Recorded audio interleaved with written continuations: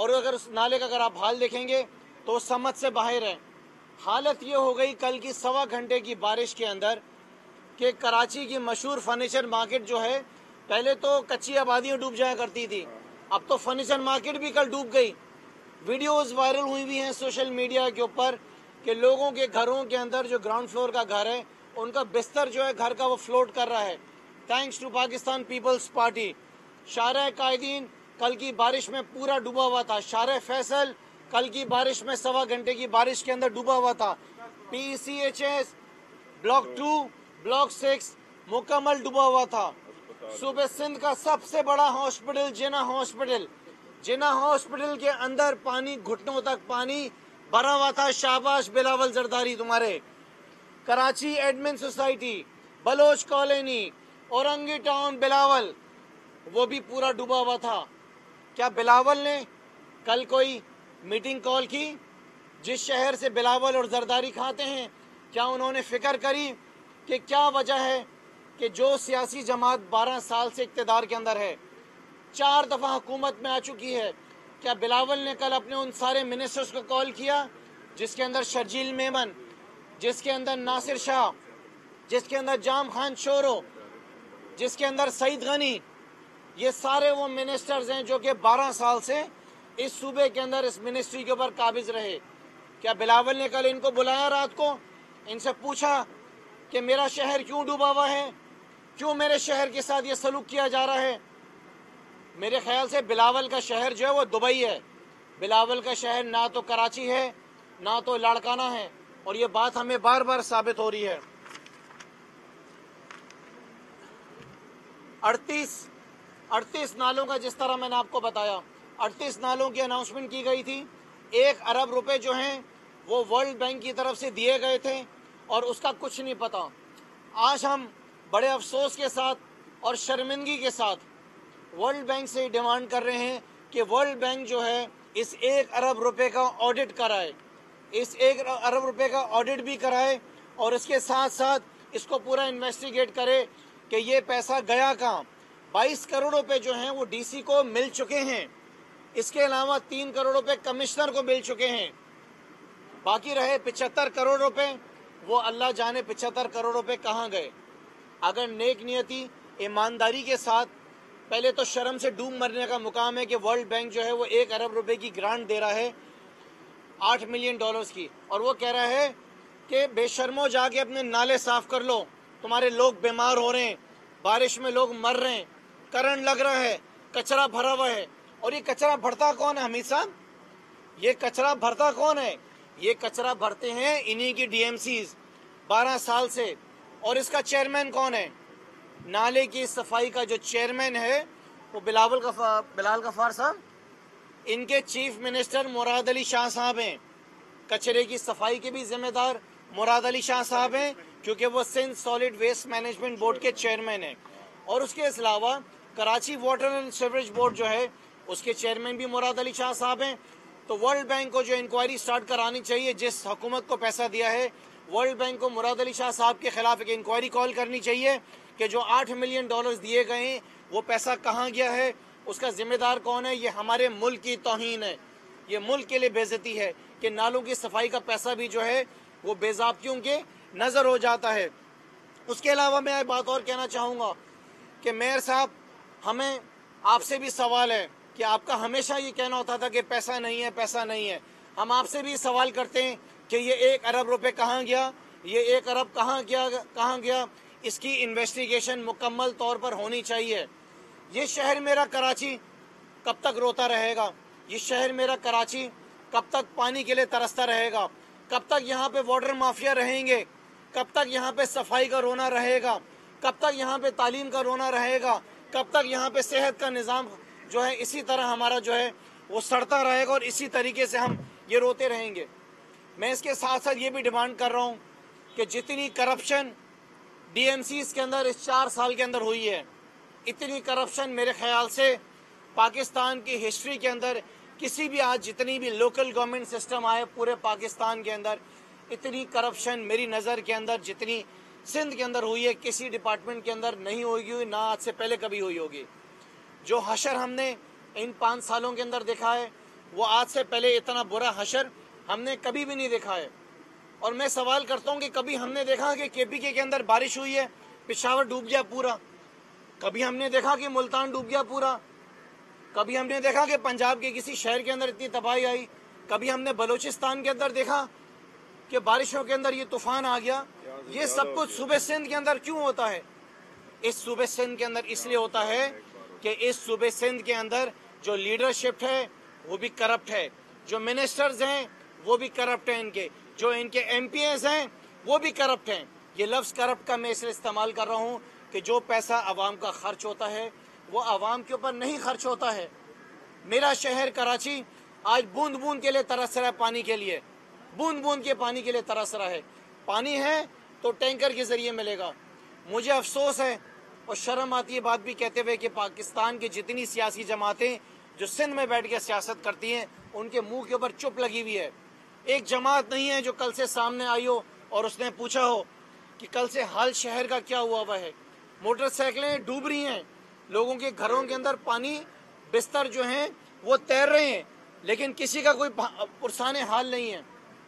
Commissioner Karachi हमें कहीं नजर नहीं आए, अफसोस के साथ कहना पड़ता है। बहुत इज्जत करता हूँ मैं उनकी। डेप्यूटी कमिश्नर्स पूरे शहर के कहीं पे नजर नहीं आए, and they are also responsible, क्योंकि 22 करोड़ रुपए डेप्यूटी कमिश्नर्स को दिए गए थे। लिहाजा वंस अगेन हम 3 चीज़ें डिमांड कर रहे हैं। पहली डिमांड हमारी ये है कि वर्ल्ड बैंक जो है वो फौरी तौर पर इन्वेस्टिगेट करे पाकिस्तान पीपल्स पार्टी की क़यादत को भी और इनके चीफ मिनिस्टर को भी और इनके मिनिस्टर्स को भी, कि जो पैसा वर्ल्ड बैंक का $1 मिलियन था वो कहाँ गया। 25 करोड़ बता रहे हैं, बाकी 75 करोड़ कहाँ गया। दूसरी डिमांड हम ये कर रहे हैं कि सूबे के अंदर पीएफसी जो है वो फौरी तौर पर उसको इस बजट के अंदर उसका निज़ाम लेकर आया जाए। अगर एनएफसी होगा तो एनएफसी के बाद पीएफसी के जरिए सूबों के अंदर पैसों की तकसीम होनी चाहिए, और उसके साथ साथ आर्टिकल 140A के जरिए यही पैसा जो है वो यूनियन काउंसिल्स को भी मिलना चाहिए। यूनियन काउंसिल्स के पास भी पैसा आना चाहिए। सारा पैसा मिनिस्टर्स के पास आता है, मिनिस्टर्स हमारे पैसे कहाँ खर्च करते हैं वो आज तक हमें इस बारे में कुछ पता नहीं चला बिल्कुल भी। मैं चाहूँगा बिलाल गफ्फार साहब इसके अंदर थोड़ा सा ऐड कर दें अपना पॉइंट। जी, बिस्मिल्लाहिर्रहमानिर्रहीम। आप सब लोगों का शुक्रिया। देखिए, हर साल जब बारिश होती है तो हम यही बातें कर रहे होते हैं कि ये इदारों की जो नाकामियाँ हैं, और ये इदारों की जो नाकामियाँ ये अभी से नहीं है, पिछले 12 साल से हैं। जो रिसोर्सेज हैं और जो अख्तियारात हैं उसकी जंग लड़ी जाती है कि हमारे पास अख्तियारात नहीं है, हमारे पास पैसे नहीं है। अब तो पैसे भी हैं, जो फुकदान है वो नीयतों का फुकदान है। हमारी सिंध असेंबली में एक मुत्तफ़िका तौर पे करारदाद पास हुई थी 1 साल पहले कि हम सूबा सिंध में पीएफसी लाएंगे। क्या वजह है कि केपीके में पीएफसी पिछले 5 साल से हो रहा है और 30 से 35% जो डिस्ट्रिक्ट डेवलपमेंट बजट है वो केपीके में आपका डिस्ट्रिक्ट गवर्नमेंट के थ्रू होता है।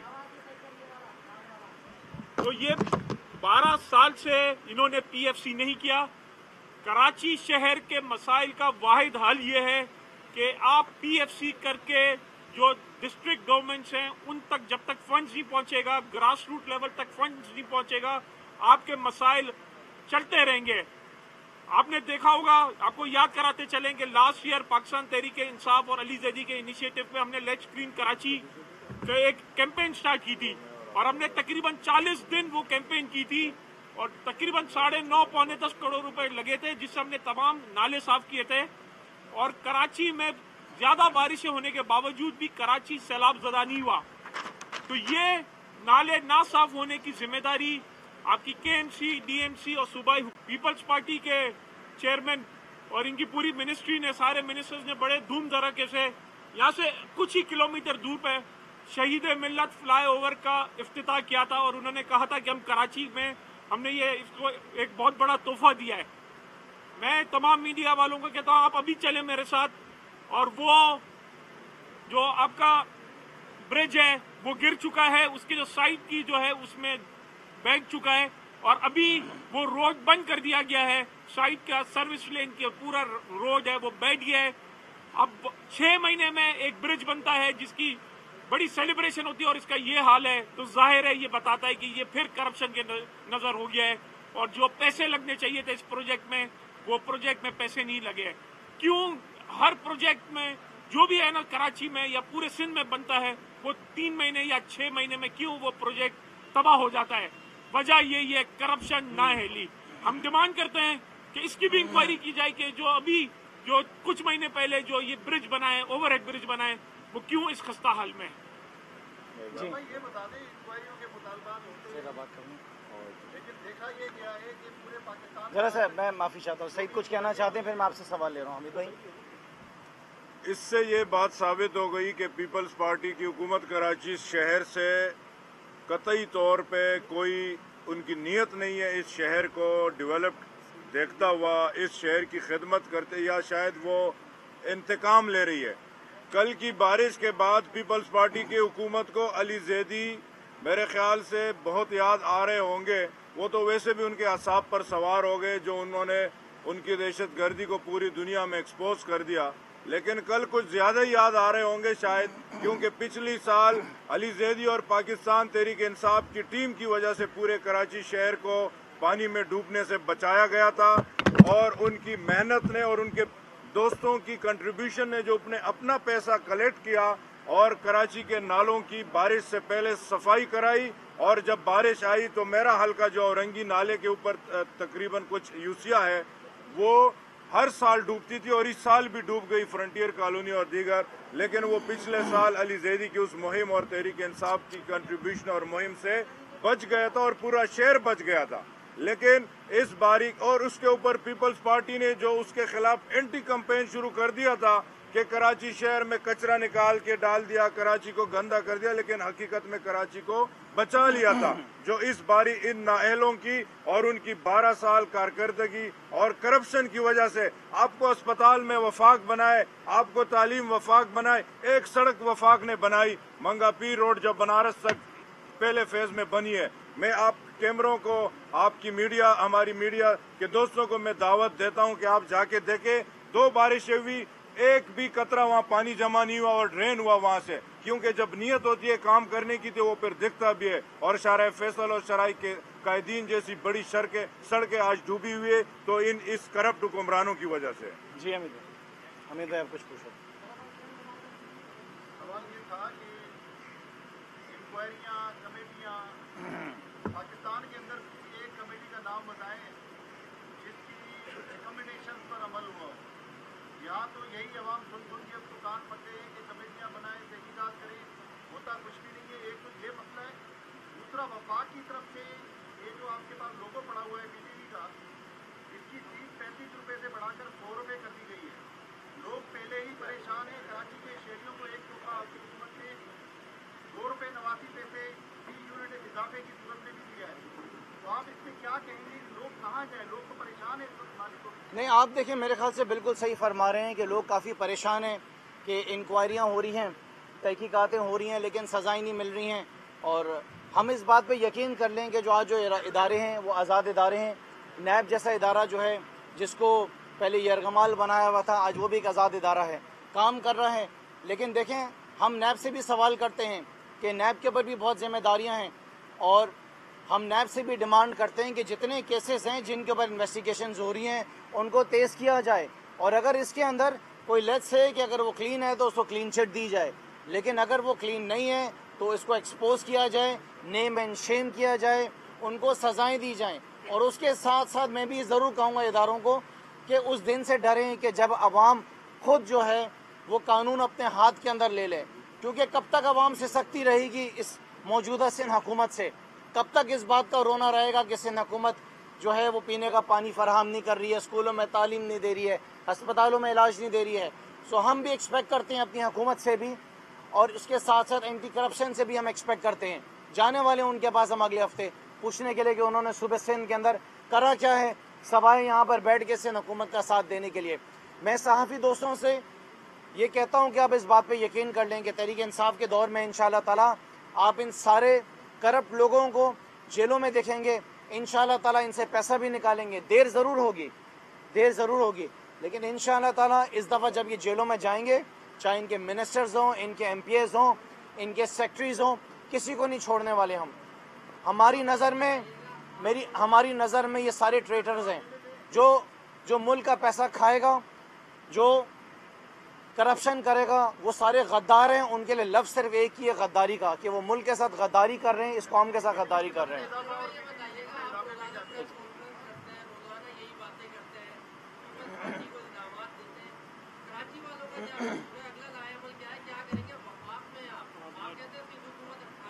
देखें, मैं एक बात आपको, मैं बिल्कुल आप ठीक फरमा रहे हैं। देखें, एक बात बड़ी क्लियर है कि मेरा ताल्लुक सूबे सिंध के अंदर अपोजिशन से है। मेरी जिम्मेदारी है, अगर मेरी आवाम के साथ कराची के अंदर, लड़काना के अंदर, ठट्टा के अंदर कहीं भी अगर जुल्म हो रहा है, आवाम को बेसिक नेसेसिटीज़ नहीं मिल रही हैं, जो टैक्स पेयर्स अपना पैसा देते हैं उसके अगेन जो उनको सर्विस मिलनी चाहिए अगर वो नहीं मिल रही हैं, या अगर कहीं पे करप्शन हो रही है, तो ये मेरी जिम्मेदारी है कि मैं उसको हाईलाइट करूं। अगर हमारे इदारे भी सो रहे हैं उनको जगाऊं, अगर नैब को नहीं मालूम है तो नैब को बताऊं। खामोश बैठना मेरा काम नहीं है।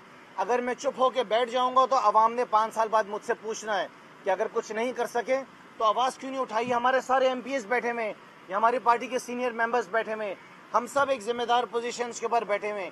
हम अपनी leadership prime minister Imran Khan साहब को भी जवाब दे हैं, और उसके साथ साथ सबसे पहले हम सिंध के लोगों को जवाब दे हैं कि जब ये मुल्क, ये सूबा जब लुट रहा था, जब यहाँ पे बेज़ाब्तियाँ हो रही थी, जब आवाम को पीसा जा रहा था, तो हम खामोश क्यों थे। और ये हमारा मज़हब भी कहता है कि जब जुल्म हो रहा हो तो उसको जाके रोको।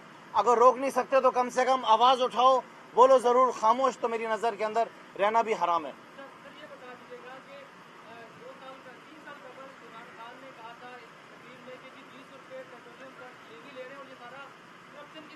क्या फरमाया आपने?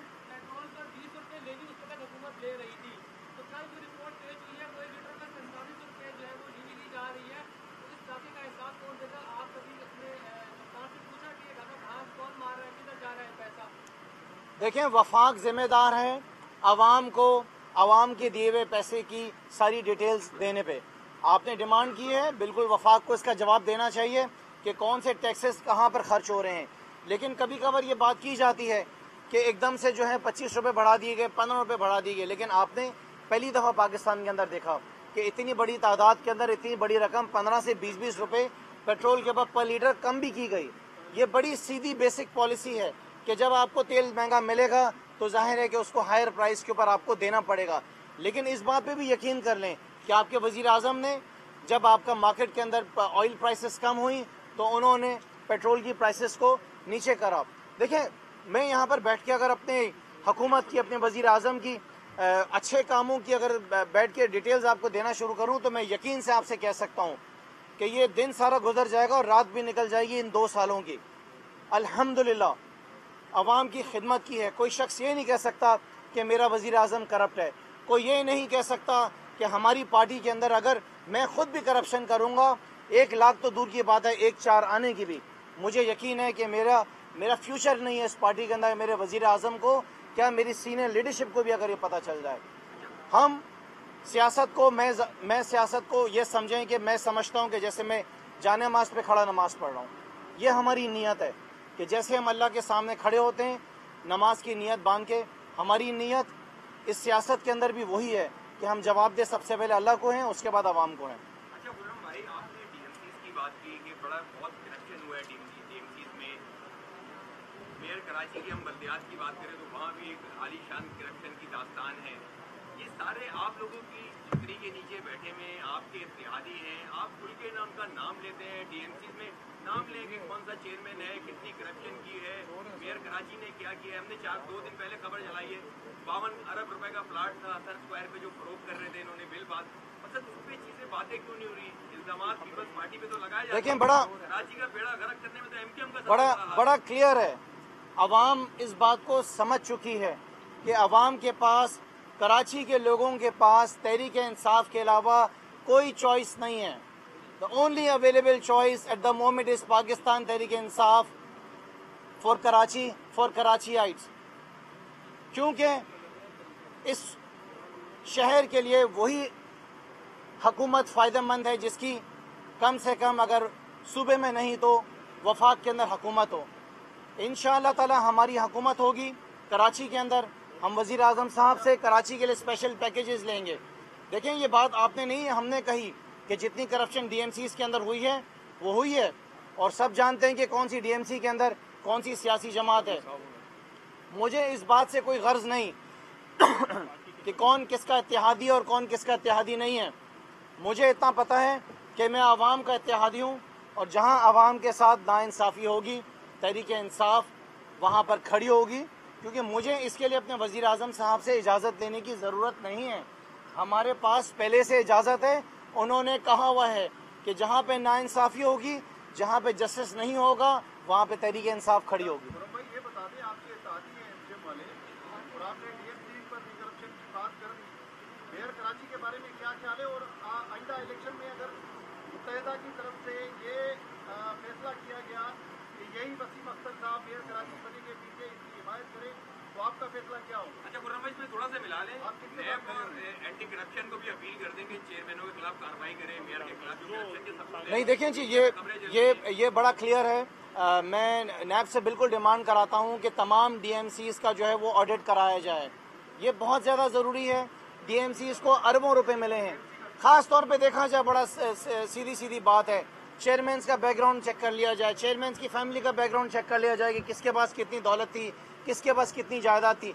एक एक आना इस आवाम का है, टैक्स पेयर्स का पैसा है। अगर एक पैसा भी आवाम का नाजायज़ खर्च हुआ है तो मैं समझता हूँ कि नैब का जो हाथ है वो गरेबानों तक होना चाहिए, और उन सारे लोगों ने जिन्होंने लूटमार करी है, आई डोंट केयर वो कौन है कौन नहीं है, मेरा गर्ज सिर्फ अपने शहर कराची से है, अपने सूबे सिंध से, अपने मुल्क पाकिस्तान से है। जिसने करप्शन की है उसके खिलाफ केसेस होने चाहिए। और हाँ, यहाँ तक मैं ये भी बोलता हूँ, कि नैब को जिसके ऊपर शक है या जिसके ऊपर इन्वेस्टिगेशन चल रही है, उनके नाम ECL में भी डलने चाहिए।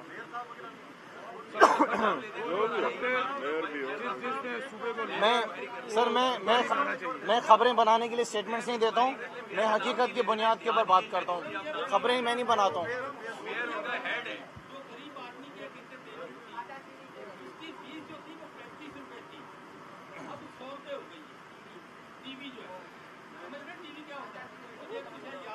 टीवी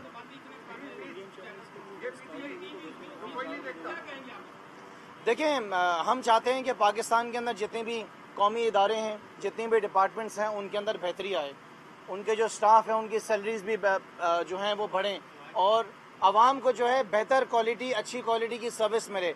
हम चाहते हैं, हमारी ख्वाहिश है कि पाकिस्तान टेलीविज़न पाकिस्तान का नंबर 1 टेलीविज़न, सबसे नंबर 1 चैनल हो, और उसके ऊपर हमारे मिनिस्टर्स, हमारे डिपार्टमेंट्स काम कर रहे हैं, मेहनत कर रहे हैं, और नहीं चाहते हैं कि नुकसान हो, अपने पैरों पे खड़े हों, और उसके लिए जो बेहतर फैसले होंगे बिल्कुल लिए जाएंगे।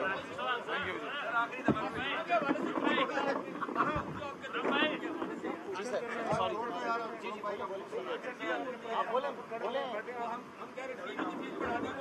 एक मिनट, बोलिए सर, बोलिए,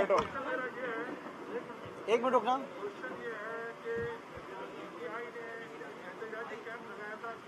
जी